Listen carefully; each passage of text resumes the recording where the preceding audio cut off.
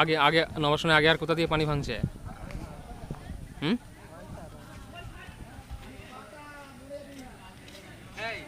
কি ইয়ে করবে ওই? হ্যাঁ হ্যাঁ,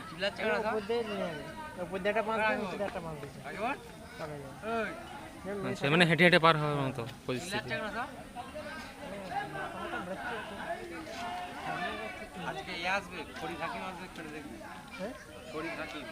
ব্যারেজের আর একটা পুরো মুখ খুলে দিয়েছে, 52,000 কিউবি পানির আর একটা মুখ খুলে দিয়েছে দামোদর ব্যারেজের। মানে তুমি আশা করো না যে পানি আর কমে যাবে আস্তে আস্তে? হ্যাঁ, এইখানে ছাড়া নবাসন আর কোথা দিয়ে ভাঙছে? ও পাড়ার মুখ দিয়ে ভাঙছে, তাই তো? ওই নবাসন স্কুলটার ওখান দিয়ে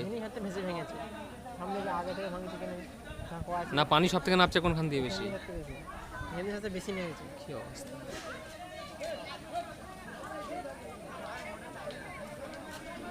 কালকে দেখার মতো ছিল এখানটা। হ্যাঁ, কালকে পুকুরটা পুরো ঘুরছে এরম দ্বারা।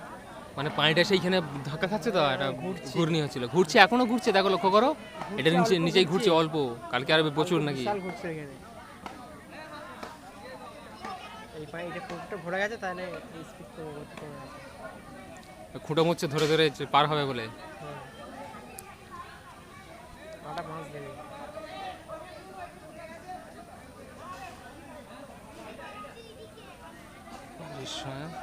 1976 বলে বন্যা হয়েছিল, তারা বলছে, যারা দেখেছে তারা বলছে তার থেকেও বেশি এবছর।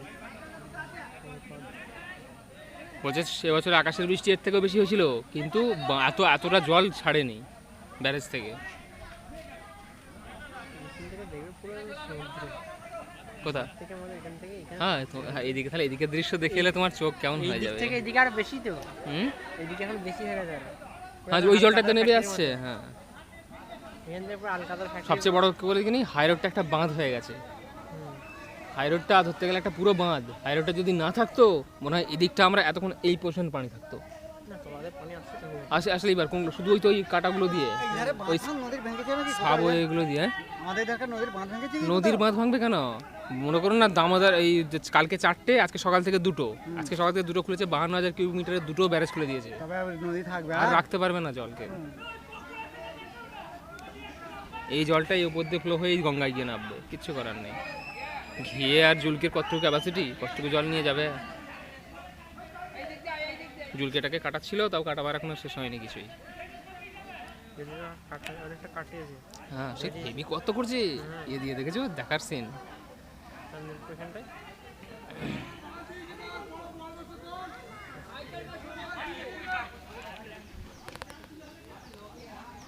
মাছ পাচ্ছে, মাছ পাচ্ছে, মাছ পাচ্ছে, মাছ পাচ্ছে কোনখানে জানো? ওই যে তেউর ডাঙ্গা থেকে যে বাঁধটা তোমার ওই নরমপাড়া ঘুরে যাচ্ছে, ওইখানে মাছ